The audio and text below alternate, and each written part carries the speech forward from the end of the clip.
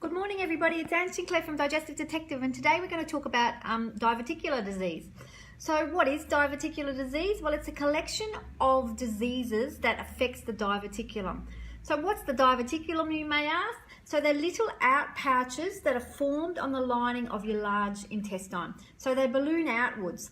And these pockets are called diverticular, and often they don't cause any problems at all. And that's generally called diverticulosis. Get your tongue around that.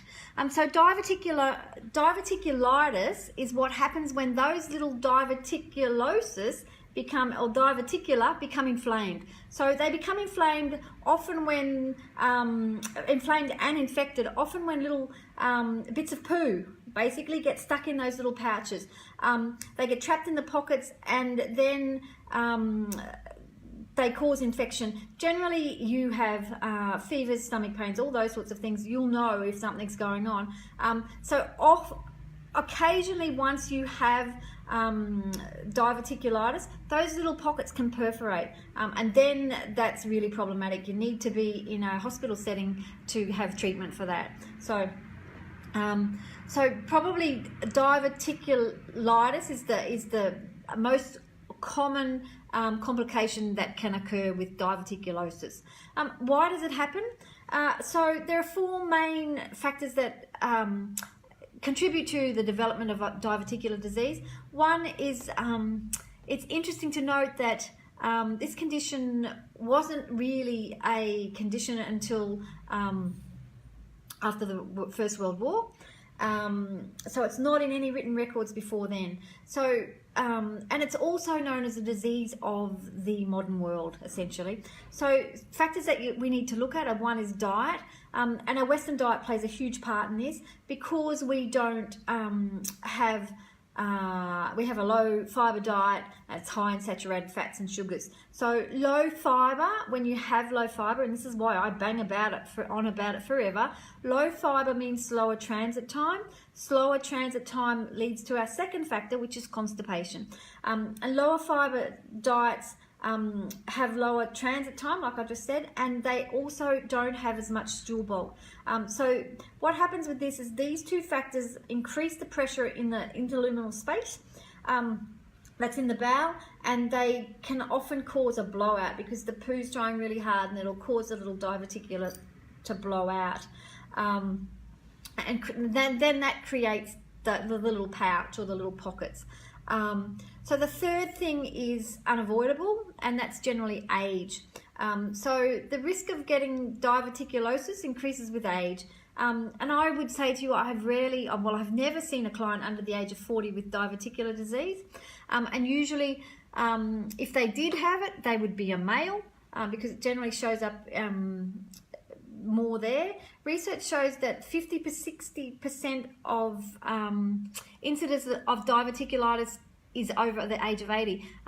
In clinic, I've seen that a little bit more around.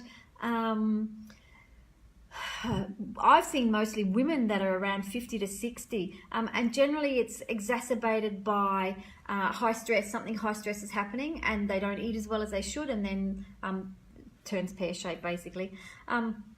So why do 80-year-olds tend to have more prevalence? Well, a couple of things. Their diet's pretty bad at 80, especially when they're in a nursing home. They don't have as much physical activity as younger people do. Or is it their muscles and cellular health have changed too? So it could be down to that. And the final factor, which we need to, is also a modern world problem, especially in the Western world, is obesity. So the Australian Institute of Health and Welfare in 2017 showed that almost 2 out of 3 Australians were overweight, which is terrible. So not just overweight, but obese. So in the 10 years from 1995 to 2015, Australian adults who were obese jumped from 19 to 28%, which is just outrageous. So individuals with an increase of waist circumference, for men it's around 94, and for women it's 80 centimeters. So if you have a waist circumference that's that high, a higher BMI, and a greater waist to hip ratio, where you measure your hip and your waist and work out the ratio are at a greater risk of developing diverticular disease.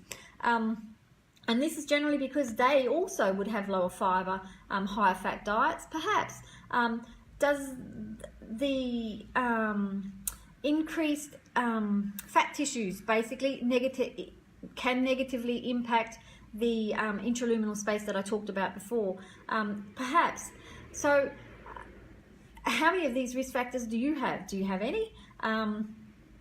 Is the modern diet affecting our health? Yes, I believe it is. So tomorrow I'm going to look at the signs and symptoms of diverticulitis, how it's diagnosed, and if you have diverticulitis, you want to book in and come and see me. So that way then you can get on track. There's some really simple things, especially with diet, that you can do that can prevent having an outbreak of diverticulitis. I've got a friend who was hospitalised with severe diverticulitis last week, almost to the point of perforation, and she's a naturopath. So and diet, she said at the Christmas period her diet had been considerably changed because there was lots of stress in her life, and her diet had changed, so this impacted on how her body was reacting to that. So I will see you tomorrow. I look forward to it. Have a great day, everybody. Bye.